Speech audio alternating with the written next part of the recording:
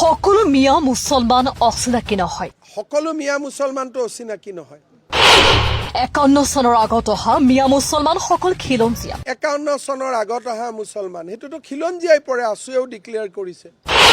গতিকে আমাৰ কথাবোৰ সাম্প্ৰদায়িক নহয়। গতিকে আমাৰ কথাততো সাম্প্ৰদায়িকতা নাই।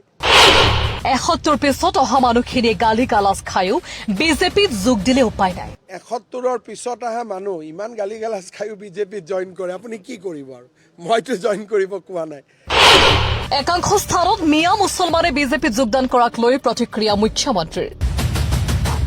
হয়, ৰাজ্যত মিয়া বিতৰ্ক চলি থকাৰ মাজতে পুনৰ মিয়াক লৈ গুৰুত্বপূৰ্ণ মন্তব্য মুখ্যমন্ত্ৰী হিমন্ত বিশ্ব শৰ্মাৰ।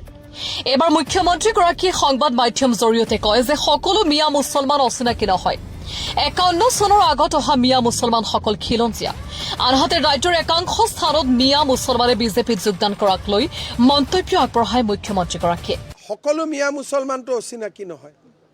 51 চনৰ আগত অহাও মিয়া মুছলমান আছে। গতিকে আমাৰ কথাততো সাম্প্ৰদায়িকতা নাই।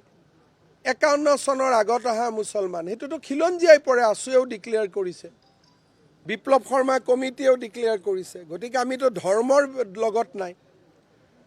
বিপ্লৱ শৰ্মা কমিটিয়ে কি কৈছে যে 51 চনৰ আগত অহা মানুহখিনি অসমীয়া। গতিকে এইটোতো কোনো আপত্তি নাই। গতিকে যদি 71ৰ পিছত অহা মানুহ ইমান গালি গালাজ খায়ো বিজেপিত জইন কৰে, আপুনি কি কৰিব আৰু? মইতো জইন কৰিব কোৱা নাই। কিন্তু আমাৰ ফোন নম্বৰ আছে, ফোন দিলেই মেম্বাৰ হৈ যায়।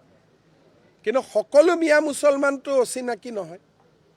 তাতোতো বিপ্লৱ শৰ্মা কমিটিয়েতো এটা কৈ গৈছে। গতিকে মই পূৰা আইনৰ গণ্ডিৰ ভিতৰতে কওঁ, যি কওঁ। আইনৰ গণ্ডিৰ বাহিৰত মই নাযাওঁ। কালি জাতি বচাব গ'ল, লগত দেখোন অচিনাকি মানুহবিলাকে। আমাৰ মিয়া ভাইসকলেই তাত আছে। আৰু তেওঁলোকে লিখিছে নতুন বৰ অসম। লিখিব লাগিছিল কি চাউলুং চুকাফাৰ বৰ অসম।